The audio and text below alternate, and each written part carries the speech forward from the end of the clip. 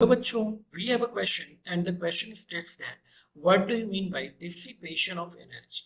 यानी dissipation of energy से आप क्या समझते हो ये बताना है। तो यहाँ पे जो की कॉन्सेप्ट हम यूज करने जा रहे हैं वो है एनर्जी का। और हमें पता है कि एनर्जी क्या होती है। Energy is a form of work. Energy is a form of work. Okay, ये होता है। तो अब हम बात करेंगे यहाँ पे डिसिपेशन ऑफ एनर्जी का।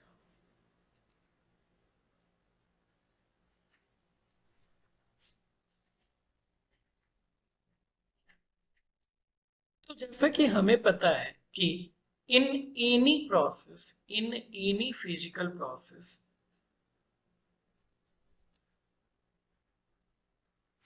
when work is done on an object, then the energy stored is converted into another form of energy, यानी जब भी किसी चीज पे हम वर्तन करते हैं तो एनर्जी स्टोर हो जाती है और वो एनर्जी फिर एक फॉर्म से दूसरे फॉर्म में कन्वर्ट होने लगती है। But 100% of energy is not converted into useful energy, and some of them is wasted, and some of the energy is wasted. This is called dissipation of energy.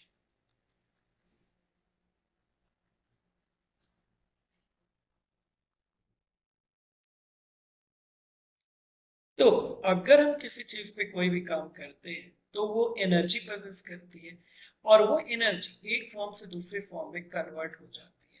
But जब energy एक form से दूसरे form में convert होती है तो 100% of the energy convert नहीं हो पाती है और कुछ एनर्जी जो होती है वो वेस्ट हो जाती है और इसी को हम बोलते हैं डिसिपेशन ऑफ एनर्जी। और अगर हम इसका सबसे अच्छा एग्जाम्पल लें तो एग्जाम्पल होता है वार्मिंग ऑफ इलेक्ट्रिकल केबल्स। तो आपने देखा होगा कि जो इलेक्ट्रिकल केबल्स होते हैं वो गर्म हो जाते हैं, तो यानी कुछ इलेक्ट्रिकल एनर्जी जो है वो हीट के फॉर्म में वेस्ट हो जा रही है और इसे को हम बोलते हैं dissipation of energy. So I hope it is clearly understood to you. Thank you so much.